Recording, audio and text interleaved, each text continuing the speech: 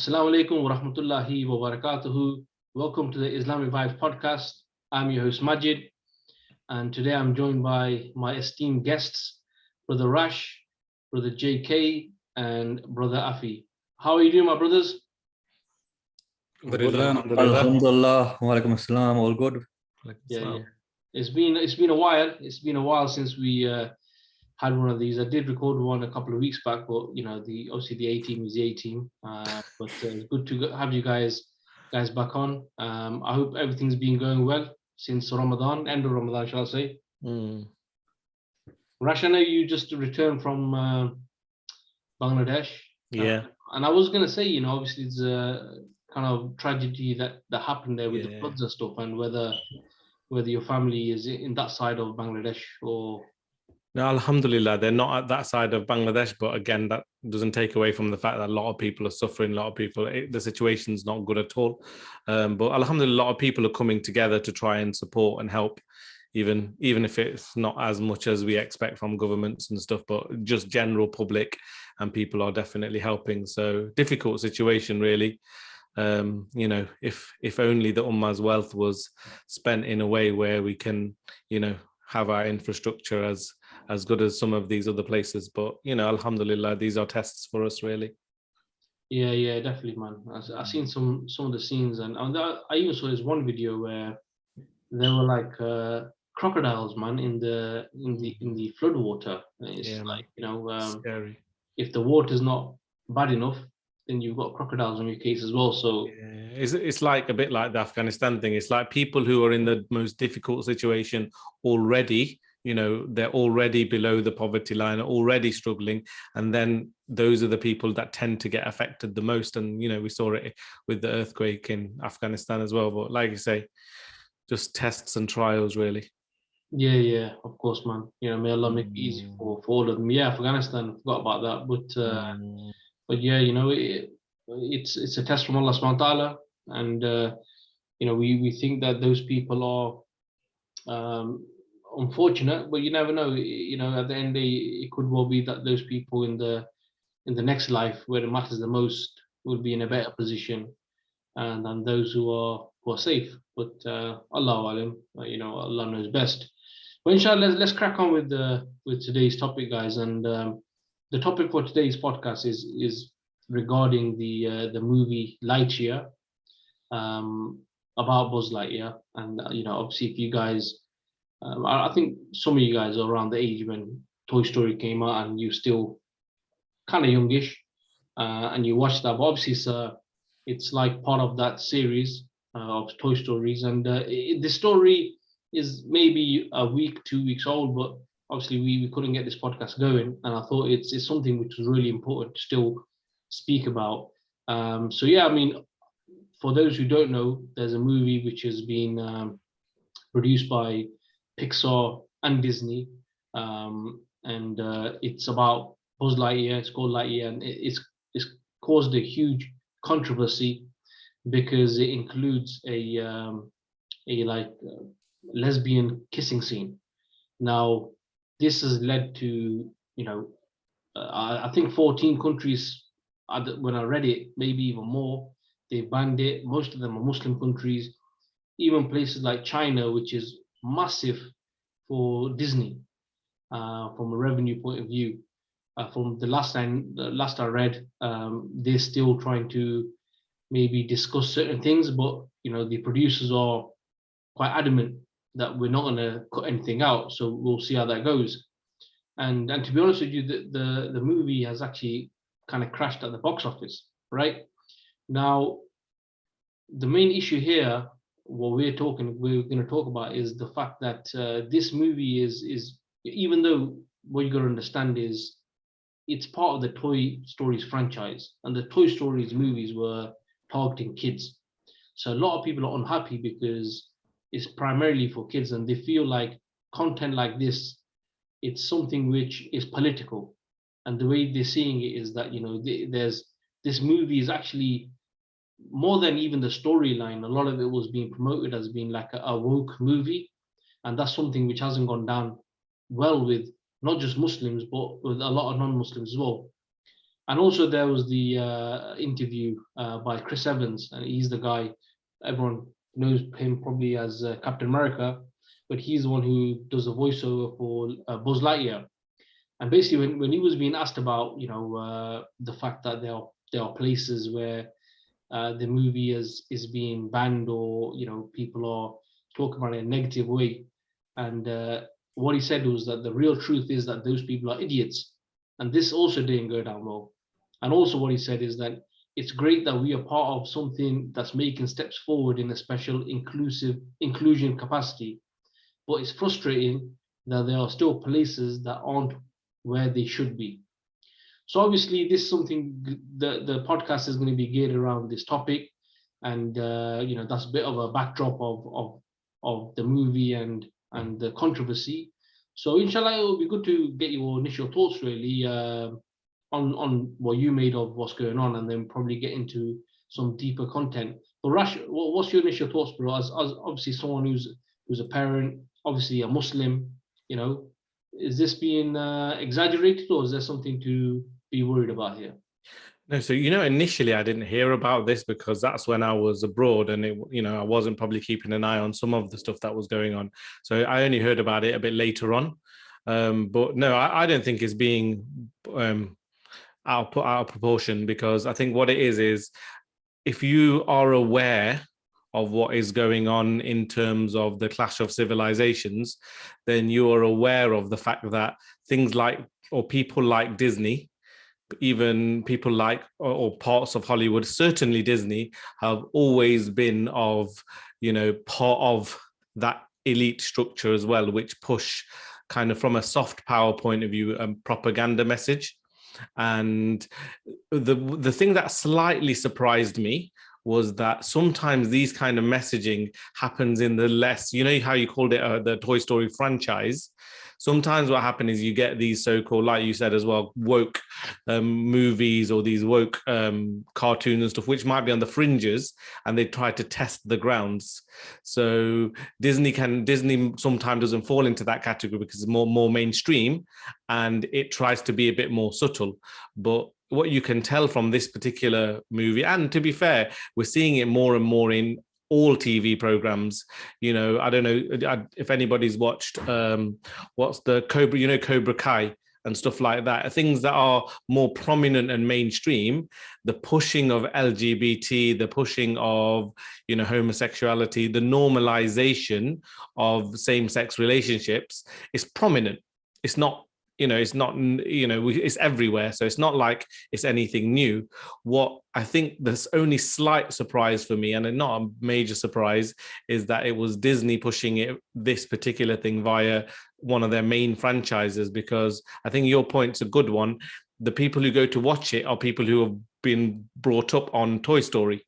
So it's not a case of a brand new movie that you just go and watch and with a new audience. This is an audience that have already grown up. It's a family friendly kind of movie and a franchise, and therefore there's already an audience and a fan group for that movie. A lot of people always talk about Toy Story being one of those, I think the third one broke loads of records as well. So because there was quite a big gap between the first two and the third one, something like that.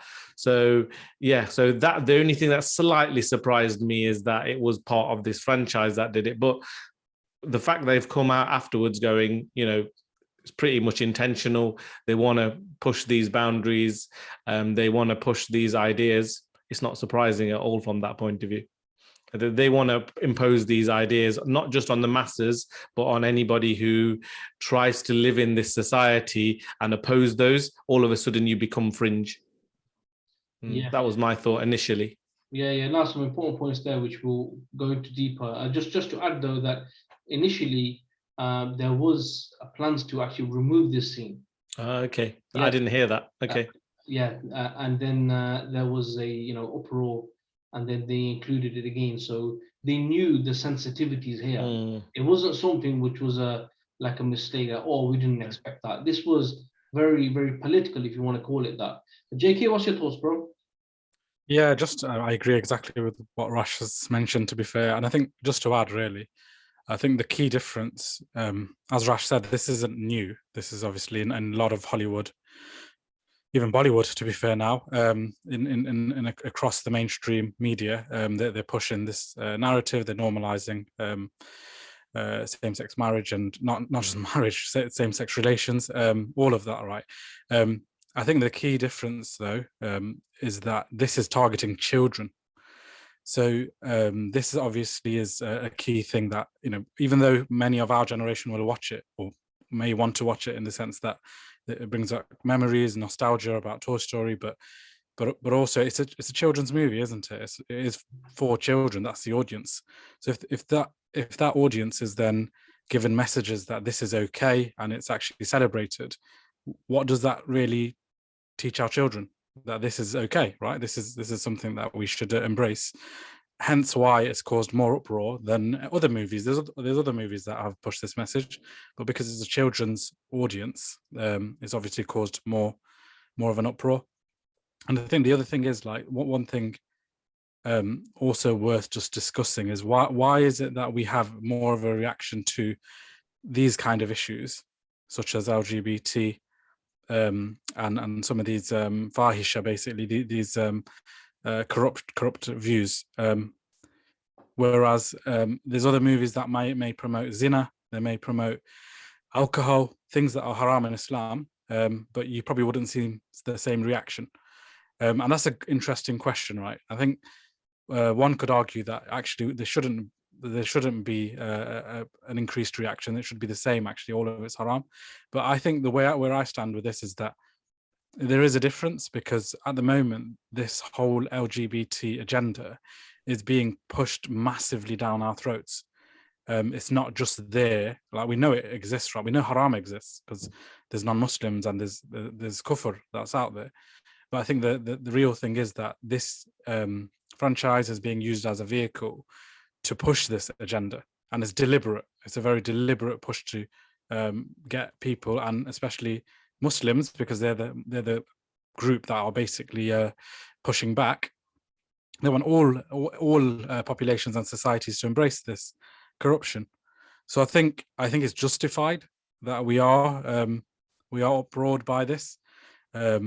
Although I still question, and I think something we could discuss is why is it that governments are really kind of banning this, but actually, broadly speaking, they've accepted other forms of liberalism and then actually promote it. So countries like UAE, well, they're one of their biggest income sources is the fact that they've got Dubai and the Gulf tourism that really pushes corruption. Zina, it pushes drugs, lots of things. It might be underground, but we all know it happens. So I think that's a question to raise, that why are they really reacting like this to this topic? But when it comes to other forms of westernization and liberalism, they've actually allowed it and promoted it. And they have big events, and even in Saudi Arabia, we know what happens in Riyadh and Jeddah and these nations, these cities in Saudi. So that's a line of discussion probably worth touching on as well. Yeah, that is interesting, man. That is interesting. I mean, with UAE, just for information, they actually started to advertise the movie, but later on, because these hashtags got popular and stuff, they banned it. But you make a valid point, because I was just watching something yesterday where there were clips from a rave in Jeddah. I never thought I'd be saying that, but yeah, rave in Jeddah, and at the same time, it's like you hear where the Saudis are clamping down on rainbow-colored toys. So I think a lot of it may be to do with the fact that what you guys have touched upon, that this is targeting the youth, and maybe that's probably one step too far for loads of people, even those who are of that corrupt nature. But we'll get into that, inshallah. Afi, what are you saying, bro? Yeah, not to repeat anything the brothers have said. I think there's two ways of looking at it. I think there's from the view as a parent, and then there's the reaction, and I think the reaction has to be scrutinized a bit more, because I think then you really understand who's the target of that reaction. So as a parent, I'm actually resigned to the fact that no matter how much you try to protect your kids throughout life, this is there. It's not going away. We saw it with the recent protests against that film, which was insulting and targeting the Sahaba. And I think Muslims need to realize and wake up to the fact pretty quick that these kind of issues are going to constantly be aimed at us, and we're going to be scrutinized and targeted for our reaction. So as a parent, I know that society is going to expose my kids to these. It's my job to protect them. I can decide whether I take my children to watch films like this or whether I don't. And obviously, you protect them from it. Then we've got to give them the right thoughts as parents to protect them from this when they get to a later age. For example, already I'm starting to just toy with my son, saying, "Oh, so when are you going to get married?" And he's only 4 years old, and he laughs back, saying, "No, I'm too young yet," etc. So giving him the concept of marriage. So as parents, we got to think appropriately. How are we going to protect our children from this? The second bit, I think, with regard to the reaction, is there's places in America where they've not shown the film. There's places in America where they've actually got agreements to cut that scene.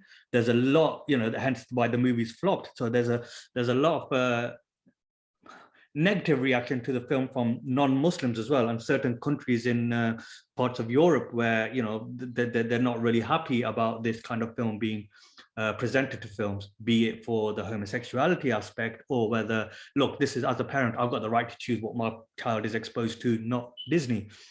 The Muslim world reaction, and I think this is, having a conversation with some brothers earlier on, is a funny one, because again, when parents will find out about this film and about the scenes involved, they will decide whether they want to go and watch it or not. So the natural boycott of the film will occur, which was happening. And I think the governments in these countries are probably latched onto it, knowing that actually it's current. We've got to be seen as being current with the people, and hence let's catch on to it. But we know very, very well that they're not bothered about this. The rubbish that they allow to go on in their countries. Homosexuality is present in UAE.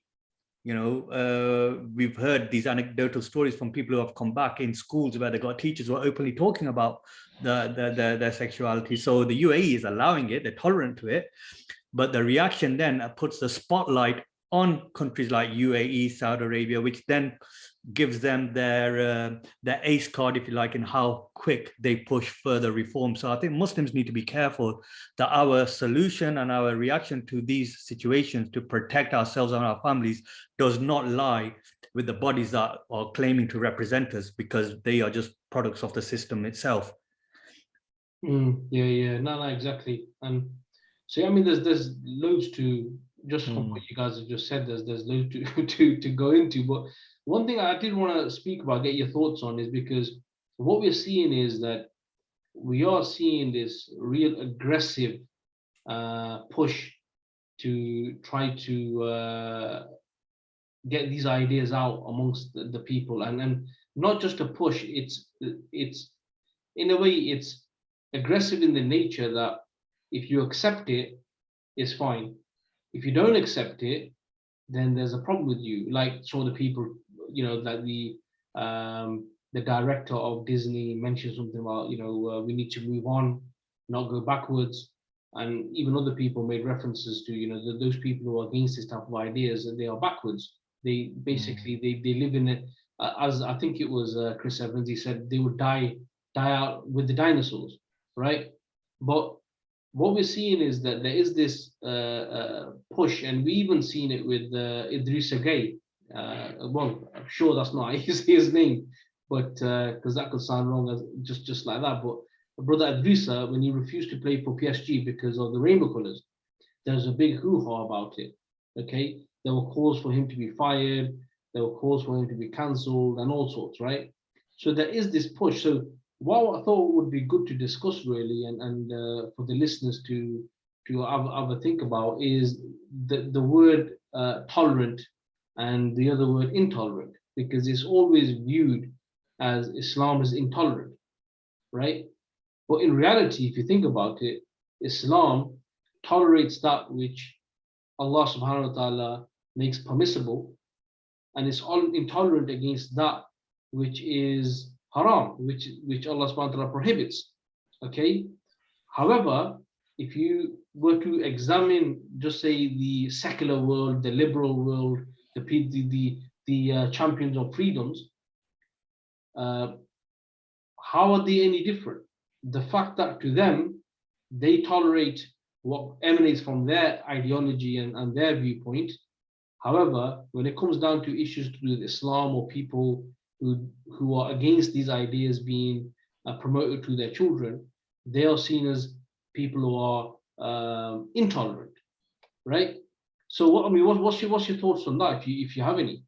So interestingly, I made exactly the same point at my khutbah yesterday, and I used the same example too, because isn't it ironic? Like you say, you've highlighted it yourself, but they promote freedom of expression, they promote freedom of religion, they promote freedoms. Yet when you're trying, imagine you're trying to express that freedom of theirs. We're not even saying that this is a freedom from Islam. We're saying we want to express your freedom just to practice our deen. We don't want to wear rainbow colors. We don't want to wear LGBT. All of a sudden, the boundary of freedom has been closed. And you're not even talking about impinging on someone else's freedom here. Remember, because when they promote their freedoms, what they say is that, okay, you can be free, but don't cross someone else's boundary. But wait there here, what is the need to force someone to promote a worldview that they don't accept?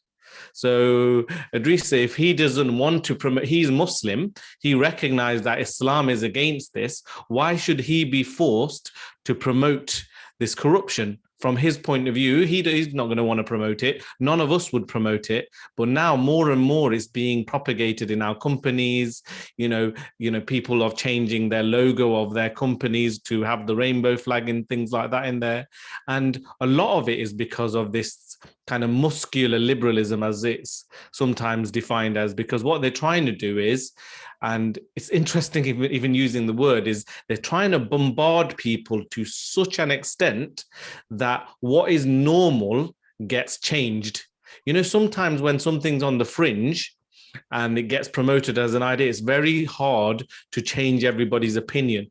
Yeah. But when you're bombarding them, it's like, it's like taking something straight, which is impossible to bend, and you're applying so much heat, you're applying so much pressure, you're bombarding it with it, that the normal thing bends. And the irony is changing something from straight to being bent, but you get the idea. But that's what's happening. They're pushing these ideas in such a way that they're trying to normalize it.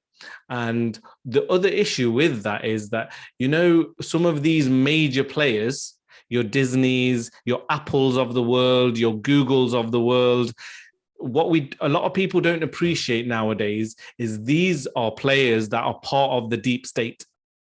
Okay, these are people who influence policy. In the past, maybe not. In the past, countries and people had power.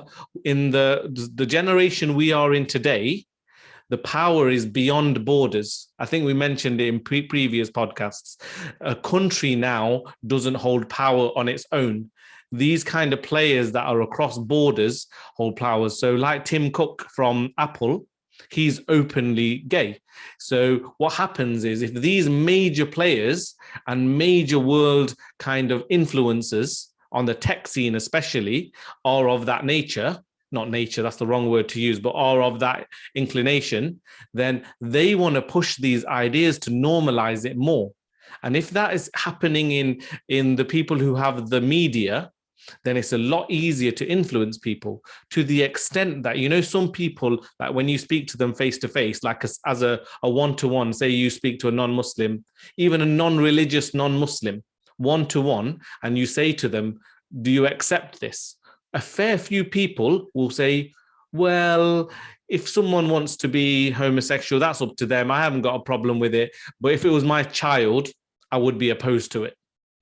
What does that even mean? That means that they're opposed to it, but public opinion and society have pushed that heat on them so much that they can't speak out about it in a public way. In public, they have to promote it. In public, they have to wear the rainbow flag. In public, they have to wear rainbow laces. all of this stuff, because that heat is on them, that if they say anything other, then like you said, firstly, they're intolerant. Secondly, they're homophobic. And thirdly, furthermore, they're extreme. Yeah. And what does that do? That puts you on the fringe. And really the only way of life that is opposing this strongly is Islam. And I've read loads of posts about this on social media and stuff, and there's a fair amount of posts from non-Muslims that are saying, you know, actually the Muslim countries have done the right thing. You know, why aren't we doing the same as them? We don't want our children to be, even if they accept that when they're older they can choose whatever they want, they don't want their kids to be exposed to it. So I found that really interesting. Yeah. Yep. JK, go for it. I was going to say the other, just on this whole discussion about tolerance and intolerance, the thing is, no ideology or no kind of way of life is fully tolerant of anything. Actually, I mean, it doesn't exist. In the same way that they will push that they have freedom, but freedom has its limits. There's certain views that they won't tolerate, and we know, obviously, Islamic views, such as us being against the LGBT and stuff, they don't tolerate that, and hence why Idrissa Gueye and other players who were supported Idrissa Gueye were very much looked down on, and there was a media onslaught on them, right? So no, they're not tolerant. In the same way, Islam is also not tolerant, actually. I mean, we shouldn't use this type of language. We're not tolerant of these certain things. You know, zina we're not tolerant of, gambling we're not tolerant of, alcohol, all this, you know, qawm lut we call it. You know, we've got rules around all of these things, and Allah is not tolerant of it, so we're not tolerant of it. And Allah is the creator, so we accept what Allah has made halal, and what He has made haram we forbid. I think that's, you know, this whole discussion of tolerance needs to be just kind of thrown up in the air a bit, because it doesn't really exist. The other thing, I think, the point made about aggressive liberalism and aggressive promotion of liberalism, I think that's the key here. That it's not that, you know, if I had a colleague who was gay, it doesn't bother me. In the same way, if a colleague commits zina, drinks in the evenings, and I'm not really bothered what you do. You're a kafir, really, so do what you want. I mean, obviously I'm against what you do, but what you do is what you do, really, right? As long as you don't push it down my neck and ask me to promote you and wear the rainbow flag, and, you know, that's where it becomes a problem. And I think that's the key difference. They don't ask us to promote alcohol. They don't ask us to promote zina. But when it comes to this, why are they asking us to change our logo to the rainbow flag and, you know, promote it as all the companies, and you know, we've got Pride Month going on now. All the companies are changing their logos to the rainbow flag in honor of Pride Month. Why, right? This whole example of Idrissa Gueye not wanting to play because he didn't want to be seen as a player promoting this should be applauded, really. And many Muslims did applaud him, even non-Muslims did, because he stood his ground and he was like, no, this is something that I'm against and I don't want to promote it. Why is it that this had such an uproar, but when Frederick Canute and I think it was another Newcastle player, Cisse, when they decided not to wear the gambling sponsor on their shirts, they were given a t-shirt with no sponsor, because they said it was against our religion. We don't want to promote gambling. But there was no uproar there. It was a discussion point, but it wasn't, okay, cool, that's his religious viewpoint. But no, now you've decided not to wear the rainbow flag.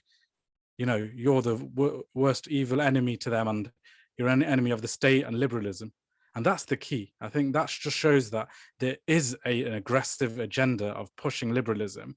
And that's why they want everyone, including Muslims, to get on board.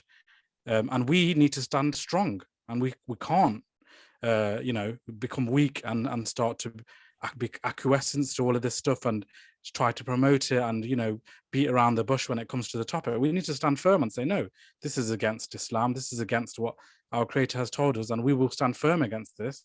And because we know it's the truth. So that, for me, that's the key. I think that we know there's something deliberate going on here, hence why we need to stand strong against it. Yeah, no, exactly. Afi, do you want to say something, bro? Yeah, I actually think that the LGBT agenda is the West get out of jail card when it comes to persecution and crimes against Muslims. because if you look at, this is where it puts that whole argument to shame. If their argument is about tolerance and acceptance of different people in society, then why was it that there was an uproar against, the way that the Black Lives Movement carried out their protests? I mean, these people are the ones who have been persecuted. The size of the LGBT community is completely disproportionate to the attention and the exposure it's getting, right? And just like JK said, people can be homosexual if they want. That's up to them. I'm not going to impose my views on someone whose criteria is completely different, and I look at them no different to someone who drinks alcohol or eats pork. That's me. Just don't try to force it upon me. And that is what our stance is. It's nothing more than that. But people use these issues, and the LGBT issue is deliberately given to Muslims to stir their own up, to show that these are the people who are intolerant. So how can we defend them against what they are saying, that they're getting persecution, when they're not actually supporting this group of people who are getting persecuted as well? And that's the reality of it. That gets them out of jail effectively, when you raise the conversation of Muslims are saying this is how we're treated. Well, we want to help them, but they're intolerant. Look at what they do to the LGBT community. When we try to defend those rights, they're against it. So I think this is where, look at the reality of it, and let's look at other groups which are discriminated against, right? They have an International Women's Appreciation Day to show that women are discriminated against in the workplace and society. And the reactions to that are, well, why do they need a day, right? Surely that just signals them as being something special and, gives them better treatment than men. And that's the kind of reaction you get. So, but when it comes to the LGBT community, it's completely opposite. Everyone has to be unified. And it reminds me of the ayah of the Quran that's in Surah Al-Qalam, where, Allah subhanahu wa ta'ala tells us they want you to compromise with them just so that they could compromise with you. And if you look at it, this reaction for the film, there's probably been more negative reaction from non-Muslims than there have been from Muslims, just by the sheer proportion of where it's being shown. Yet the focus is always on, it's the Muslims. And we need to be smarter about this and how we react to it. Yeah. No, I think that's a fantastic point, bro. And the thing is I'm sure we will get to it, because I think it's important to discuss.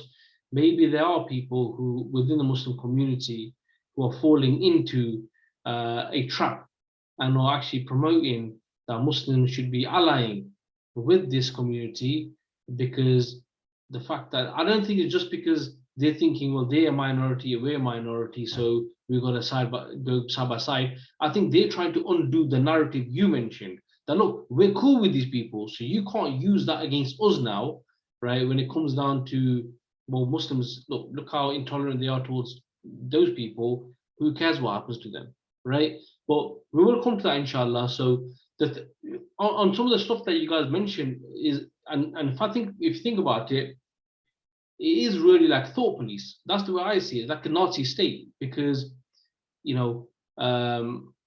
you think about it, in an Islamic state, you have people who are Ahl Dhimma, people who are non-Muslims that live in the Islamic state. They can believe in their own religion, personal religions, right? And what they believe in, as in the ideas they carry, and what they do in their homes. Okay, in society is a different matter because it concerns other people. In Islam, you wouldn't be targeting certain ideas that those people hold in their religion and trying to undo them, because that's just their religion. That's just what they believe. But if you look at it, and that's meant to be the ISIS style, backward style, 7th century model, right? But look at what's happening today, like you guys have mentioned. It's so aggressive that people, they feel like they have to go with the flow, right? And as Rash mentioned, and I've added before, where you speak to people individually about these issues or LGBT or homosexuality, and individually, like the non-Muslim colleagues and stuff like that, what they say is completely different to how they behave around others. They'll tell you, look, I disagree with this. I wouldn't want my children to be, part of this and so on. But what you see here is that this is the problem of the concept of freedom, because they will say in the same way they will say, well, if they want to do it, they're free to do it. But I wouldn't want it to happen to my children. But don't you think there's going to be some sort of influence on future generations? So the whole concept of freedom, where there's no barriers, and we see this, that, you know, even LGBTQ, you know, I think every year maybe another letter is added to it, because there's, you know, it's like there's no barriers. People, even the president of Disney, you know, which she was talking about, one of her child is, she said both of her children are queer. One's a pan something, and the other was a trans, pansexual. Yeah. something like this, right? And these are children here that, well, I guess they're children. It sounded like that anyway, because it just did, because it was in the context of the movie. But the issue here is that, you know, when man is allowed to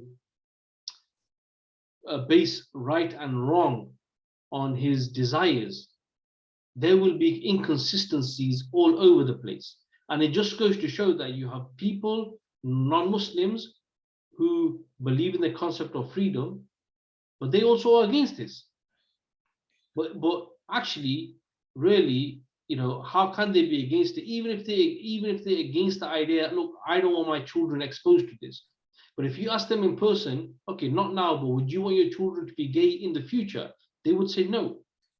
You understand? So it's just this, it's just all mumble jumbled, and people don't know how to react. Rash, what are you saying? Something controversial, yeah. I'll take that route. I think it's good that this clash is occurring, because look, you know, of no doubt, we don't want this in our society. We don't want our children to be affected by this. So that might sound a bit harsh, because, you know, we'd rather it not be all this sexual liberation. So we don't want this anywhere near us. However, it's there. And in my opinion, it was inevitable. And you see this in different civilizations over time. You know, when you have civilizations that clash and they're fighting and battling, and when that type of war in the past happened, it was the men having to go out to fight and protect their borders, and all of that clashes were happening. You naturally had this concept of, you know, the men protect the borders, the women are protecting the families and the children, you know, or bringing them up. When you had those type of civilizations in the past, when there was constant clashes, the gender roles were very well defined.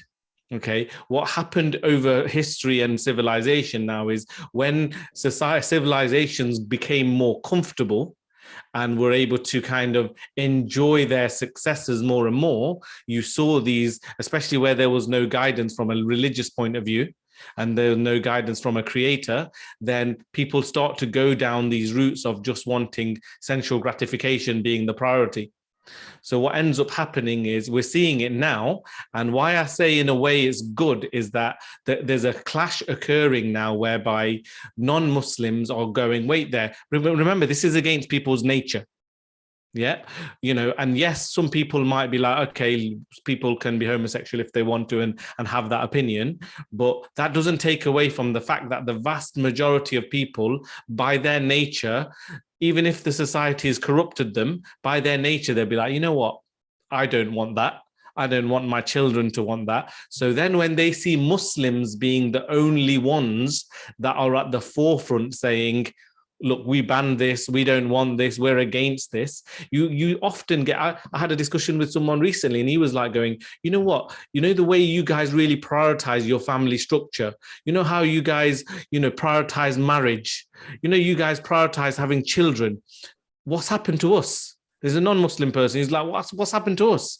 You know, firstly, you know, we're questioning marriage. Secondly, there's broken families everywhere. Thirdly, we've introduced transgender, blah, blah, blah, all of these alphabet letters. We've introduced all of this stuff into our society and we're destroying ourselves. You guys, okay, previously we might have looked at you and went, oh, you guys are traditional, back, you know, old school. You just stick to, you know, husband and wife and big families. And, you know, actually, he started commending us, non-Muslim. He's like going, you know what, maybe you guys have got it right. So there's that clash. And when that clash occurs, even though there's gonna be a fallout and people are gonna suffer off the back of it, at least the falsehood becomes so much clearer against the truth.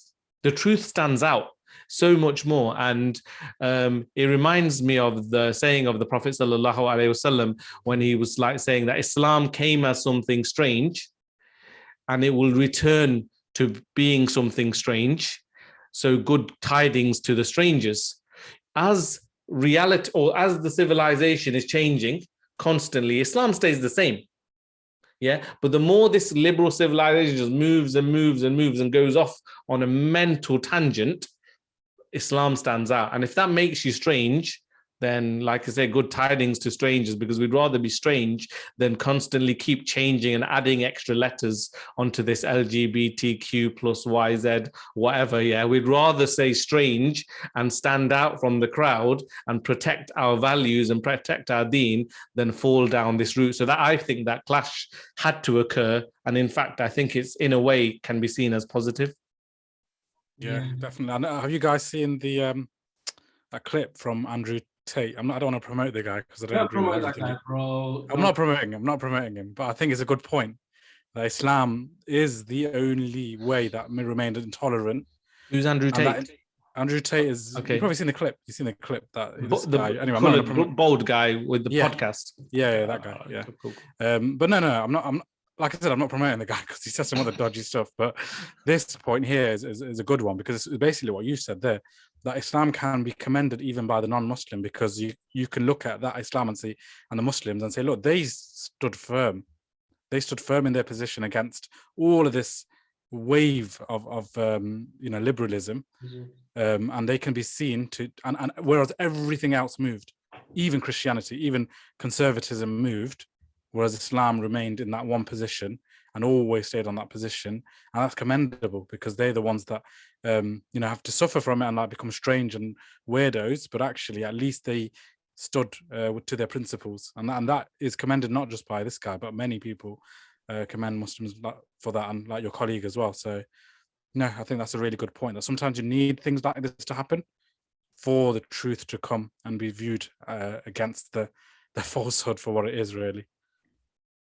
Just to add to that, I think it's good as long as Muslims repel it with the true. Yeah, absolutely. Right. Absolutely. We have to represent the viewpoint, and I think just to put that into the real perspective, and I think Mad, you explained it, and to be honest, I've never ever thought about it in that way, right? That the West is very similar to the likes of ISIS in the way that they impose their beliefs upon others and force them to adopt a certain way of life. The brainwashing that they've accused the likes of ISIS of, they do exactly the same. And that's a reflection of a nation that doesn't have confidence in their beliefs. If they had confidence in their beliefs, they would stand up and say, this is what I believe, onus is on you to disprove it. Right, and that's the stance of Muslims. Muhammad Sallam and the generations after him, we stood firm. This is our belief. We will challenge everyone. Islam is based upon an intellectual premise, right? So, all right, we've got a differing view. You're never going to accept mine, but I'm not going to accept yours. And plus, the action itself, there's nothing in it. Let's go down to the roots. Let's challenge that viewpoint. And Muslims, we should be confident in exposing their contradictions, exposing their double standards, and then saying, okay, that's you say this to us, but you do the same. Let's go back now. That we're not even bothered about that. Let's go back to your viewpoint in life, our viewpoint in life, and let's establish which one is correct. And we should not feel embarrassed. We should not feel shy to do this, because that is going to be the only way we could protect ourselves and protect our children. Yeah. And to be honest with you, it's I've mentioned to you guys before, my barber, he's like a hairdresser, he's a Christian, and he's always talking about how only the Muslims are they're the last ones on the front line. And even at people like maybe Tommy Robertson, when in a recent interview, he's talking about how the Muslims are the ones that were going out in there, when all this stuff was happening in the school. But it's a good point that after you make and Rash and what JK said as well, that if you think about it, this is because something is kufr, this is something which is falsehood, it's batil, it comes from man's own aql and is driven by his desires. You know, if you think about historically, and you had the Enlightenment period, there was a feudal Europe, there's a feudal system where the majority of the people, they were being rinsed basically, right? They were peasants and life was awful, and you know, the church was running the show along with the kings. So you could see that there was a call for freedom, because people, within people, human beings, and I want to pick on the word nature here because Rash mentioned it, and I'll bring it, I'll connect it to my main point is nature, right? Because from nature, man has a desire to own things, for example, right? He has a desire for wealth, etc., etc. So under this system, we see that these things were being oppressed, they were being suppressed, these feelings and whatnot, right? So we see that it was natural then that there was a clash. The thinkers, the philosophers, they won, and they relegated the church to a personal life. And then it was decided that, you know, man will decide how life is governed. And the main emphasis was on the freedoms, that really man is free, he has certain freedoms. However, you need a system in place to protect those freedoms, because his freedoms are at risk by other people in society, because it's all about individualism, right? You can see, yeah, you know what, people want the freedom. Then just move forward, fast forward, and you know, the world wars happening, and you got Nazism and stuff like that, and it's like meant to be this fascist state where people are being programmed to think in a certain way, people have to dress in a certain way, and so on. So then what were people calling for? People were calling for, it's about freedom. It's about freedom. Again, it's kind of in context, right? Now what we're seeing now is where now things have evolved, because this concept of freedom has no barriers. So now it's just going in a direction where now it's contradicting nature in certain issues. And I'm not just talking about here the issue of homosexuality, LGBT. Talk about family life. Talk about all these other abuses that are in, you know, people are lonely, and you know, the problems that people have now is shocking. Like if you spoke to someone 100 years ago, that people now, they need people from within the councils just to go and speak to them, because they have no one to speak to. These are things that were unheard of, because there were always communities, you had people, you had neighbors, and so on. So I think what's actually happening now is that the more this freedom and liberalism is going in a certain direction where it doesn't want to stop, it doesn't want to slow down, I think where there's now a contradiction and there's an issue is because a lot of the normal people who, yeah, believe in freedoms, generally believe in freedoms, but then there's certain things which they say, actually, this isn't natural. This isn't something which should be imposed on me. And I think that is what's now, you know, ringing the alarm bells. And then when they do look at the people who are now resisting this, and they look at them and think, actually, you know what? We've just become a slippery slope. You know what I mean? We just go wherever, you know, we don't even know where we're going, right? You understand? However, these are the only people who, in today's times, where people are just so fluid and they just accept anything and they go with anything, you have these people who, even though the world is against them, there's an onslaught against them, an intellectual onslaught, a onslaught from a military point of view.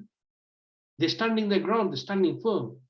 And I think maybe this is maybe this could be a huge factor in the fact that a lot of people do become Muslim, because they look at their surroundings and they think, look, where are human beings going? Go back to Rash, what you were saying. The guy saying, look, what happened to us? Right? What happened to us? We don't stand for anything. The Muslims. Yeah, it will affect both. If you look at it carefully, it affects non-Muslims, because those people who will feel like what the public opinion in it is, what the pressure is, if it goes against what they want to believe and they feel pressured by it, it's natural to look at something that fits their worldview or fits what they would prefer more. So if they look at Islam and go, actually, that fits more with what I want, then that will push people towards it. But equally, the other side is it affects Muslims, because remember, integration is a lot easier when what their way of life blurs with yours. So when they said you can have your mosques, you can fast, you can go on Hajj, you can come and live in our lands, you can work, you can do all of those things, you can practice your religion, integration is easy. All of a sudden now they're saying, oh, of course you can do those things, but oh, you need to promote this. Oh, you can do all of those things, but your children need to go to RSC classes and they need to learn this. Oh, you can promote all those things, but in your mosques, you're not allowed to talk about you're not allowed to talk about jihad. You're not allowed. It's all of a sudden integration becomes difficult, doesn't it? Because it's like, wait there, now to integrate means leaving large chunks of my deen. That in itself then pushes the Muslims to the side and goes, wait there, you can't now practice your deen properly in these societies. And that naturally has an effect on Muslims where, they go one way or the other. So some of them are like trying to, they try to do activism in a way to make Muslim lives easier. And that is a slippery slope. We're seeing that in America with some of these organizations and stuff, whatever their roots are. That's not for today, maybe to discuss, but even if there's someone sincere in some of those movements, it's a slippery slope, because what you have to do to make space for Muslims to do what they want to do, you have to be involved in their secular politics. You have to be involved in their governments. You have to compromise your deen in order to fit their system, in order to try and make the life of Muslims easier. But it's a slippery slope. So what you naturally get, and then other Muslims are going, wait there a minute, more and more, it's becoming difficult for us as Muslims to live as Muslims in these liberal nations. And that in itself will have an effect. So hopefully they will all have an effect where Muslims start to realize that, wait there, Islam is much more than what we see it today, and we need it correctly implementing, and we need to live under it. And that, we know it'll happen anyway, but maybe these are those, when they say the birth pangs and stuff, maybe this is kind of leading towards that. Alhamdulillah, inshallah, that might be the case. Yeah, so just picking on that point and picking on something that Afi said previously about Muslims should be confident and steadfast and stand their ground. Do you think it's worrying, or do you think it's a matter of concern? And a lot of people have pointed this out, but I want to get your views. And actually, I'll start on JK on this one.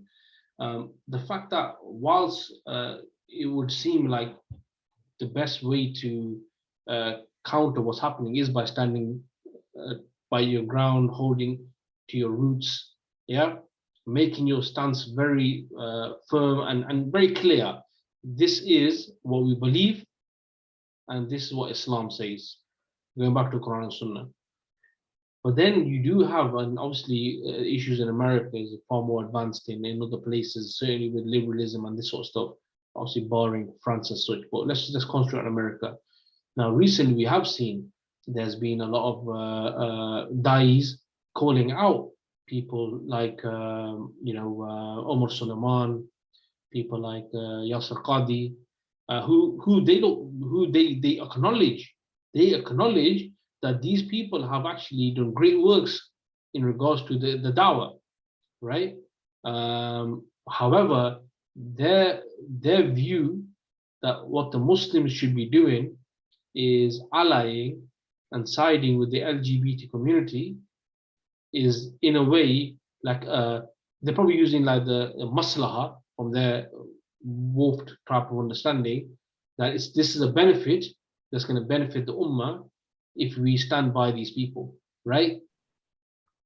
But can't you see how this is going to confuse Muslims? It's like, isn't this dangerous? Because if you start siding with these people, does that mean you're siding with them, but what they're doing is wrong? Or can you side with someone who's doing something wrong? Or actually, is there something right that they're doing? Or you understand what I'm trying to say? For normal casual Muslim, I don't think it's simple.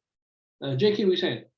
Yeah, no, I totally agree. I think it's really dangerous what's going on with many of these du'at there who are given a very confusing message. They're not outright saying it's all right and we to hold hands. And I mean, some people are saying that, the likes of Ilhan Omar and Linda Sarsour and political figures that are fully kind of in bed with the enemy.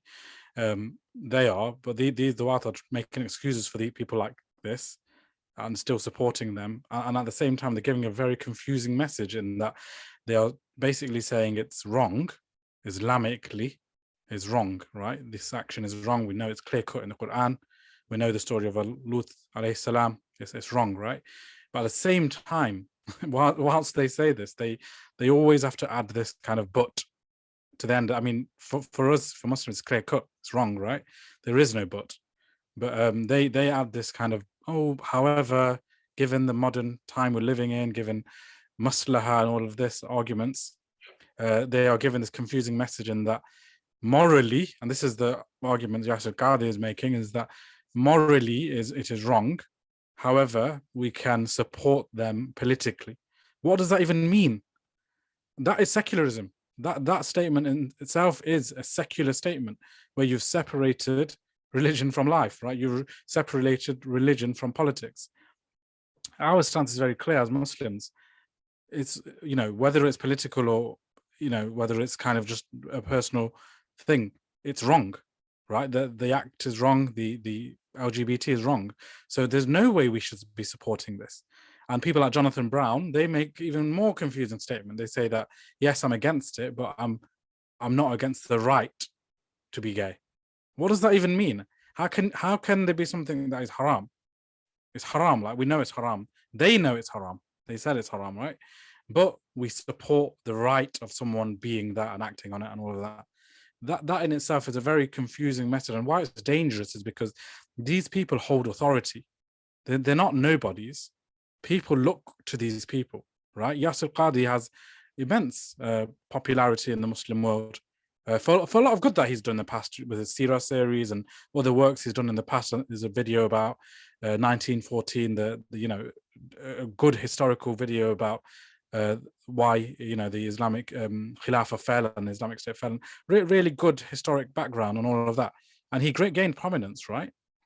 Omar Suleiman, again, he's gained a lot of prominence. He's very good at telling stories and giving the lives of the Sahaba and the Prophets and all of this. And yet, although, you know, some work may be good and they've done a lot of good in that sense, this message is very confusing. And they, again, like I said, they hold authority, and people do look to these kind of people for answers, right? So when they give this very confusing message, what are Muslims going to do? Muslims are going to not be able to kind of navigate here, and like you said, they're going to think, oh, is it right? Can I support people that do this? Can I support the right? Do I have this secular stance of supporting it politically and not morally? And the reason they do this, actually, just to finish off, is they have this, their argument really is that, look, we're living in this Western land. We need our rights. We need our mosque, like Rash was saying. We need to do all of these things that we need to practice Islam. In order to do that, we need to have representation in the governments. We need to support certain minorities in order to get those rights secured for us. Because if you can secure it for all minorities, you secure it for the Muslim minority. But by doing this, what they have had to do is basically promote other minorities, whether it be LGBTQ or liberalism or all these other left-wing parties. And that's very dangerous, because now you've basically got stuck into this, you know, holding hands with these groups. And we saw Omar Suleiman and others kind of joining these rallies. You're holding hands. He looks very awkward in doing all of this, but he himself has put himself in that situation. If he had held a really hard stance and confident stance, he'd never be in that situation. Hence why they justify now that you can support them politically as long as you don't support the actual act. And for me, that's secularism, and that's a promotion of secularism that is, like you said, very dangerous, a very slippery slope. And if we're not careful, we will fall into further kind of supporting these rights, and whatever it may become, we're going to have to support it, because we went down that slippery slope. So yeah. So that's my views on it. I think we really need to hold a hard stance, and it's good that there are du'at out there that are questioning this and bringing it to the forefront, because Muslims need to know that this isn't the correct stance to take. These scholars and kind of people of knowledge have you know, failed the ummah actually in taking this stance. Yeah, and you know, you might remember there was a clip that was going around a few years ago. I think it was I don't think he was a scholar, so it was he was a Dao carrier, a speaker, and Egyptian guy, I think, and he mentioned like, and he was warning Muslims on like college campuses and university campuses, saying, look, that if today you are happy with the LGBT community as an example, helping you against the issue of Islamophobia, there's going to come a time when they're going to have their own rallies and stuff, and they're going to expect that you guys also, because a lot of these times, a lot of these like marches and stuff for Islamophobia was actually held by people like from these type of communities, right? And it was like, you're going to be in that situation, and right now, forget like on that scale. Here we have people who are prominent people within the Muslim in the Ummah who are seen as people who are have certain qualifications and stuff like that. And if they're promoting these ideas, then it is a worrying state, because what you got to understand is that normal Muslim isn't going to understand that. I don't accept homosexuality, but I can't remember how did John say it? Is it confused? Yeah, so I don't accept homosexuality, but I support the right for someone to be homosexual. And this is second. This is I don't know how to understand that. This is pure because it's also liberalism, isn't it? It's because it's promoting free. It's the same argument as sisters going, "This is my right to wear the hijab. It's not Allah's not prioritizing Allah's command." So you're going down the liberal route. It's left-wing politics influencing Muslims. It's kind of, this is my right to do stuff. So let's support everybody's right to do whatever, just because it's that right that we might be utilizing to practice our deen. But look, we'd rather not have that imposed on us. If we can't practice our deen, then there's a solution for that, isn't there? There's a solution, which is hijrah. If you can't practice your deen somewhere, you leave. It doesn't mean you compromise your deen then and you start getting yourself involved in their politics just in order to be able to, get your rights and therefore practice your deen. And again, don't get me wrong, sometimes, certainly the early people who moved into Western lands, why are we even here? We got brought over here because they raped and pillaged our countries. They blame us for going, oh yeah, look at you all coming to our countries and taking our jobs and all of the, you get that mentality, the Brexit mentality. But why are we here? We're here because you destroyed our land. You came and colonized our lands. You then needed your lands to be built up. You brought us over here, and then you expect us to carry your values and be involved in your politics just in order to get our rights back. You guys took our rights from us in the first place. So it's just ironic. And I think as Muslims, we just need to be that little bit more aware that as soon as we get involved in those politics, then there ends up being compromise. And that's what's happening. And there's sincere people I know who, without realizing, got involved in Western politics because they wanted to help their community. I know them by, there's specific people that I've spoken to, and they will say, I got involved in politics because we came here when there wasn't many Muslims. There wasn't a place to pray. The local council didn't give us any help. So I became an MP. And I lobbied for a mosque. And, so they did lots of good work. And maybe some of these mosques wouldn't be here now if those people hadn't got involved. However, having said that, just because they did that doesn't make it right. Just because there was some fruits from that, and we might be eating from those fruits, doesn't make it right. And now is a time for us to wake up and go, wait there. Look, regardless of that, this is what Islam says. Getting involved in secular politics, you will compromise your deen. So let's look at what the correct solution for this is.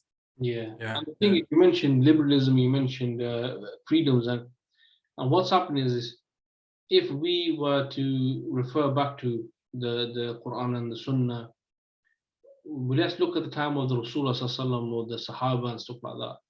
Do you think that they would do what people are doing today and what they're calling for? It's impossible. And this is why I think the concept of maslaha is something which is being used in such a way where it's so dangerous, because a benefit is still for Muslims. For a Muslim, a benefit is still that which benefits you in this world and in the akhirah. in reality. If something benefits you in this world, but it's detrimental to the akhirah, then you wouldn't even say it's beneficial. So when people just have this open framework of it's for the benefit of the Muslims, at what cost, right? Because what tends to happen is that rather than going to Quran and Sunnah, Rash, what you're saying, what they're doing is that they've actually adopted in a way the benchmark as being the freedoms of liberalism, and they want to box Islam into that. And why that's happened is because what the West do very unashamedly, very arrogantly, is to them, their values are universal values. And there's no questioning that. It's just this is how humans, this is how humans are by nature. It's like their values are just universal values. So what tends to happen now is that rather than these people, like you're saying, Jonathan Brown saying, look, you know, I respect someone's right to do it. That's not from Islam. That's not from Islam, because in Islam you want to do what the Messenger did, and what he did was to take mankind out of the depths of darkness into the light of Islam, into Jannah, inshallah ta'ala. What you're saying basically is this. You're saying, you know what, man, I don't accept this, but I respect the right to go to Jahannam. You understand? It's like, what do you mean you respect the right to go to Jahannam? It's like, what are you talking about? You know, if even if people had these ideas of brotherhood of humanity as an example, then you want the best for the humanity. You're not just going to say, just to get your own benefits out of it, you're going to say, yeah, it's all good, you're all good. You know what I mean? Just carry on doing what you're doing. I respect you for doing that. I respect your right to do that. That's not right. That's where totally now you have shifted away your stance, and now you are at a stage where you're doing this. And the scary thing is, and this is one of the reasons this is one of the reasons in the past, the scholars like Imam Shafi, rahimahullah, you know, he put together his usul al-fiqh and so on, because he put down the framework of what's from Islam, which rules, which ahkam, which ideas, which thoughts can be traced back to the Quran and the Sunnah. And anything within this framework is from al-Islam. And anything out of this framework is not. It's from kufr, right? However, here is like, there is no usul. This is a usul of maslahah. Basically, it's open for, you can just do whatever you want to do, as long as you are obtaining a perceived benefit. Because the reality is that, first of all, how do they know that what they perceive as a benefit for the Muslim community is actually a benefit that the Muslim community see as a benefit? Exactly. Yeah. It's all in the mind. It's all in the mind. And the one commonality I think they've all got, those kind of people we've mentioned, who bring out this argument around we support their right, we're supporting justice. I think the key commonality between all of them is that they view their future and the future of the Islamic Ummah within that Western framework you're talking about. So they view themselves as, we're going to live in these lands forever. Actually, that's our vision. Their vision stops there. They don't have the broader vision of the Messenger ﷺ, that we have our own society, we have our own systems, we have our own social system, which has the rules of how man interacts with women. And I mean, that we don't have, you know, the social system and the rules around men interaction with women is the fact that men interact with women. It's not really about how men interact with men, because actually that's not part of Islam.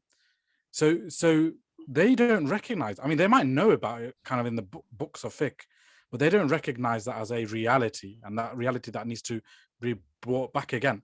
Hence why, because they view this as their box in terms of living in the West, and this is the future of the Muslim Ummah, that's why they justify some of this argument on the basis that, well, we need to now, we're a bit stuck here, we need to now support these rights, because actually it will help Muslims. And Yasir Qadi comes out with these viewpoints that any Islamic or any Muslim representation in government is a good thing. Hence why we should support Ilhan Omar, regardless of whether we don't agree with her on everything, regardless of the fact that she tweets about Happy Pride Month or whatever. All of this, who cares? At least there's some sort of Muslim representation. But what benefit is that? That's not a benefit. You know, he gave an example on one of the podcasts that she she supports Uyghur rights, right? But any American politician supports that because it's politically against China, right? So this is nothing that a Muslim politician does uniquely. There's nothing more, actually. She doesn't give any benefit. Actually, she gives Islam a bad name in the sense that Islam is viewed as she's meant to be a Muslim, but she's compromised everything. And here's a scholar and a Dawat supporting her and promoting her. How down have we become that we're supporting people like this, right? And people like Yasir Qadhi and others that should know better are supporting it. Gives such a confusing message to the Ummah. So I think we do need to have this hard stance and strong stance against this position, and call out those who are not taking a strong enough stance, like the people we've spoken about. So yeah, again, and I think we also need to take a step back and recognize that the LGBTQ and all of this is kind of a symptom. Actually, we need to know the Islamic rules are not actually about that. The Islamic rules are about how men, women live in society more broadly.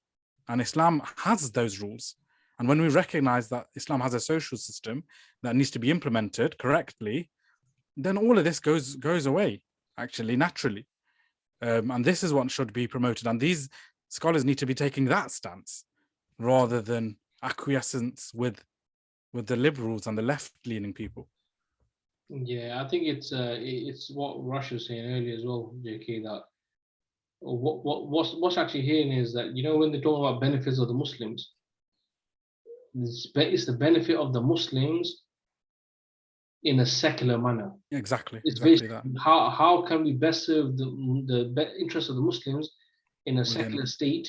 How can we have it so that we can have Muslim rights within secular states? But there's a massive problem here, and the reality is that what Rash mentioned earlier is that rather than looking at what is the actual solution, what is it, why are the Muslims in this situation? So are we happy even if we were to get the rights that we want in a state like in a country like America? Is there now no need for an Islamic state? Is there no need for the Sharia of Allah subhanahu wa ta'ala? Because obviously our rights have been, we've had our rights and we've given our rights, they've been granted. So do we even need, the Sharia of Allah subhanahu wa ta'ala, the solutions that Allah subhanahu wa ta'ala provides for the problem of mankind? We don't even need these now because the American Constitution caters for that.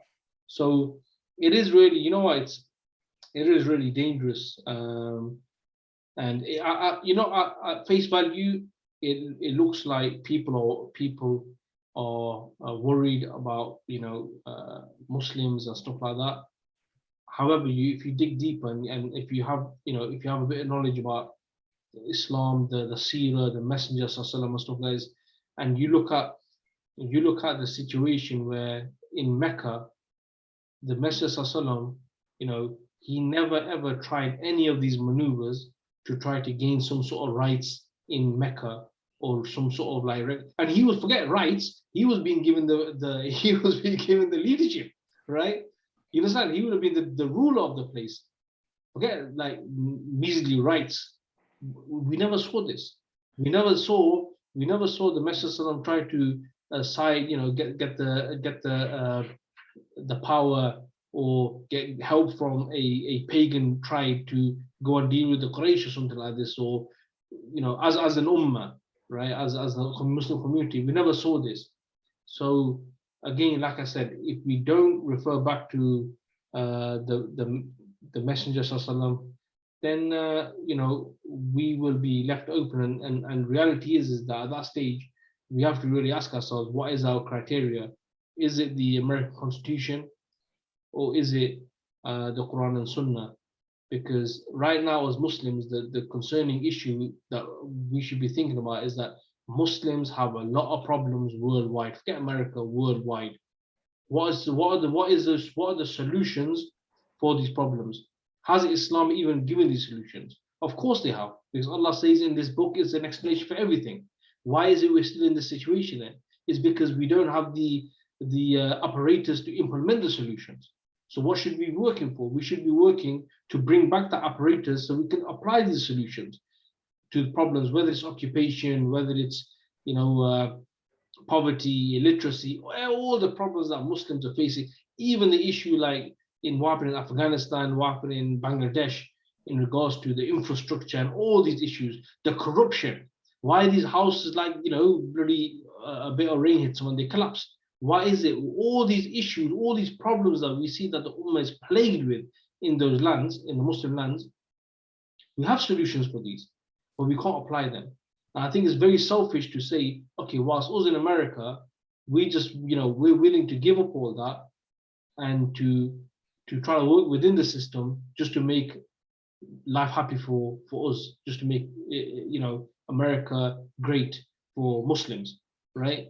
But forget what's happening everywhere else. We can't do that because we want Ummah. So guys, inshallah, you know what, there's still loads to be discussed, but I think, you know, it's probably a good timely, it's a good time to maybe get your sort of final thoughts on this issue. And I know JK mentioned something about, you know, why is it the reaction of the Muslims, you know, when it comes down to this is a bit of outrage, whilst other things are being pumped and other movies and stuff, we don't get the same reaction. And maybe JK can include that in his final thoughts. But Rash, I'll go start with you, bro. Your final thoughts on this topic.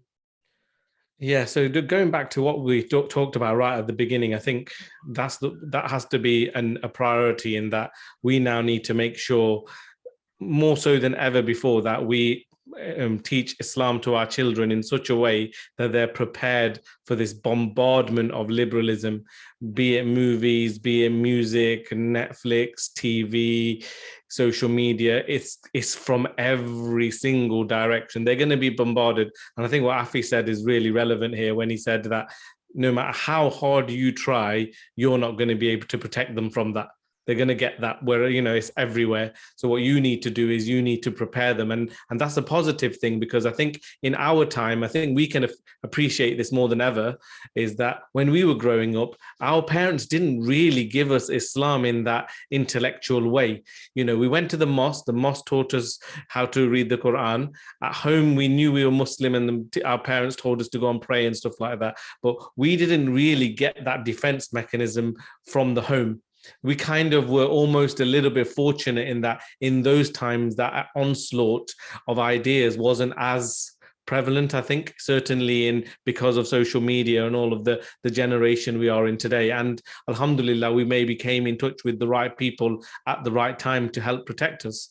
We now need to do more than that, because we need to protect our children, because the times have completely changed.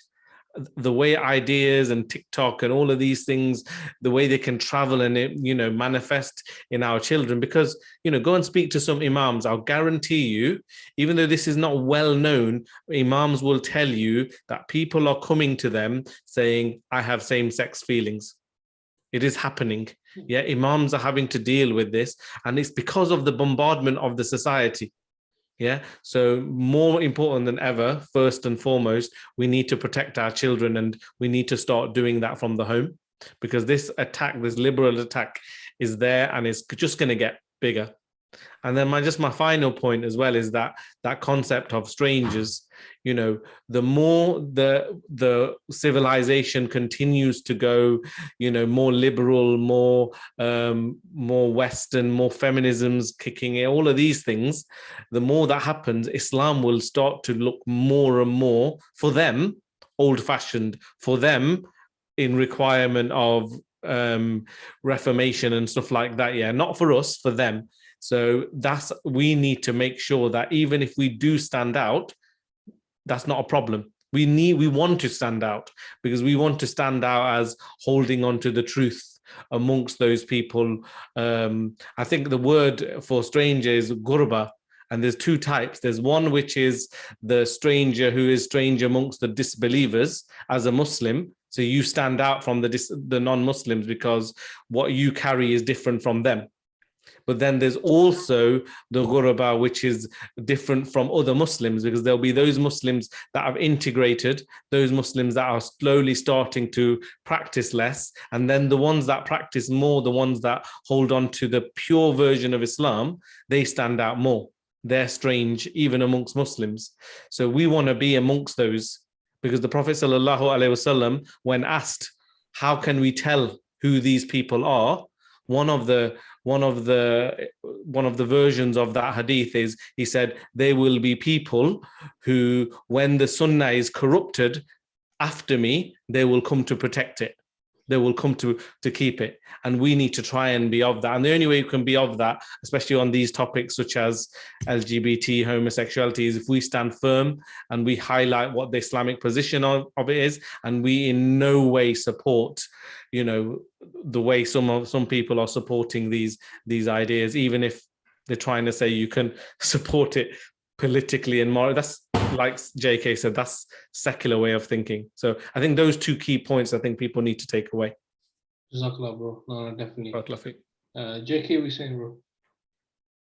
I don't want to add too much more, to be fair, what Rash has said and what we've said throughout this podcast. But I think just to kind of answer your question about why there's more uproar on this topic compared to others, I think it's understandable. Firstly, because it's so disgusting. It's fahisha, and generally it disgusts people and Muslims when they think about this, because it isn't for our families and communities. It's not normal, actually. They're trying to get it to become normal, but it's not normal, actually. It is disgusting when we think about some of this stuff. So I understand the uproar, but I think the message I really want to give is that don't make it our only battle. This isn't our only battle. Yes, it's one of the battles, but actually it's a root of the broader battle of the fact that they're promoting freedom and liberalism. And because we may have maybe been a bit softer towards this attack, this is why actually it's come to this stage, actually. You know, because maybe we were a bit more soft when it came to free mixing, when we was a bit soft when it came to just boyfriend, girlfriend, whatever it may be, and our sons and daughters, maybe because we were a bit soft there, because actually, look, we need to modernize, we're in the West. But actually, look what it's come to. It's come to this fahisha, this corruption. And that was because actually we left the gate open in the initial stage. Islam actually nipped it in the bud. You know, Islam told us that actually, when it comes to relations with the other sex, this is how it needs to be governed. When it comes to, you know, we have natural inclination, right? But actually, you need to satisfy it through a certain way, through marriage. You know, and we should encourage that we do satisfy our inclinations and natural inclinations in the correct way. But this isn't our only battle. There are other corruption that is happening, that has been forced down our necks, that we need to also stand firmly against, whether that be riba, which is massively, you know, becoming predominant even amongst Muslim communities.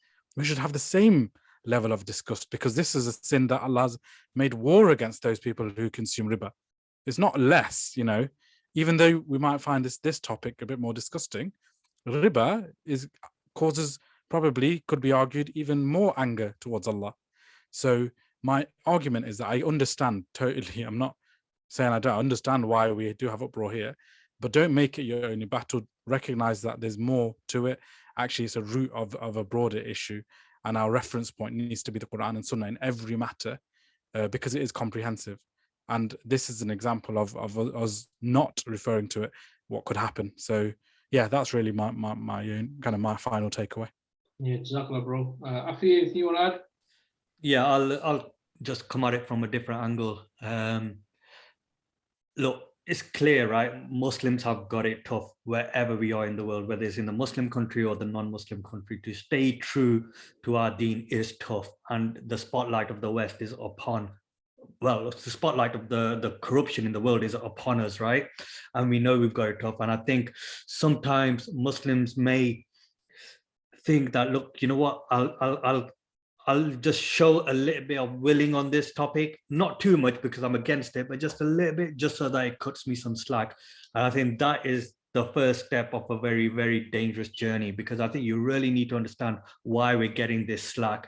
It's not accidental. It's not because of the names that we've got. It's not because of the color of the skin. It's not from the countries that we come from. It's because of the fact that we associate ourselves as Muslims. We call ourselves Muslims. We use the Quran and the Sunnah as our reference point. And that there within lies the problem that the non-Muslims have with us, nothing else. And the journey of trying to get ourselves to be cut some slack and show some willingness is the ask, in fact, the ask of the West in terms of what they want from us in order to accept us, why we might think they might cut us some slack if we show this willingness. It will never be accepted, because they're just going to demand more and more and more until the fact that you will not be able to differentiate between someone who's Muslim and someone who's non-Muslim. And in fact, what they're asking us to do is unacceptable by Allah subhanahu wa ta'ala, because he tells us in the Quran that, look, these people that you are trying to appease, these people are persecuting you and telling you, look, show us some willing towards our way of life. They will never be happy with you until you leave Islam and you accept their way of life, to the point where I won't be able to tell the difference. And then Allah goes on to say, but say that the guidance of Allah is indeed the true guidance. And that's what we have to remember. And that's why the contract that we have, the contract we have with Allah subhanahu wa ta'ala is what? We follow his deen, follow what he does, and in return for us, regardless of this, the struggles in this life, is Jannah. That is what we are here for. We're here to worship Allah subhanahu wa ta'ala, and in return, there's Jannah. And we can't lose sight of this, despite the turmoil, the problems, the tribulations we're going to get in this life, which are nothing compared to what the Muslims in the past had, by the way. And we're not us sitting here, we're not exempt from it as well, right? So I don't want to belittle anyone's struggle. We've got struggle here, as Muslims have got in other places of the world. But the message to all of us, and the reminder to all of us, is we have no option but stand true and hold on to the rope of Allah subhanahu wa ta'ala and Islam. Yeah, no, Jazakallah, bro. Yeah, well, to be honest, the only thing I really want to add is some link to what JK said, is the fact that this isn't the end all be all as in the struggle. So yeah, we spoke about the topic of Lightyear and the LGBT stuff and all that, but the reality is that this is part of a bigger struggle, greater struggle between Islam and Kufr, between Islam and liberalism and secularism and capitalism. And this is just one aspect of it. And what I would say is, as a warning to us all as Muslims, is that you are seeing people being propped up as modernists, as modern scholars, and it's those people who you need to be a bit wary of, because they will push us down a route which is one of reform, which is to get up to date, and they will use things like maslaha and stuff like this to try to change the parameters of the deen. And that's what we need to be wary of. And if you're ever in a situation where someone is telling you to do something, a scholar is telling you to do something or believe in something or support someone where, as you know, Islam is against, then you need to question that person. Because there's a saying I came across the other day, that haram is haram even if everyone is doing it, and halal is halal even if no one is doing it. So you understand, we can't just start conforming, and like Afi says, compromising, taking things on, because that's just the way, just to make a better situation. Haram is haram, simple, and that's our stance, and that's how it always has to be. So brothers, really Jazakallah khair for your thoughts on this podcast. Really, I'm sure that the listeners will find them very interesting and actually quite motivating. Some of the stuff that you guys came out with is motivating, because it is challenging. It's challenging as a Muslim, it's challenging as a parent, and we just need to be in a position, I think, that we can at least be fair to our future generations by giving them the tools to be able to face these challenges. Because if we don't give the tools, which is Islam, which is the Quran and the Sunnah, which is the love of the Messenger Sallallahu, the desire to learn our deen, to practice it, if we don't give these tools, then in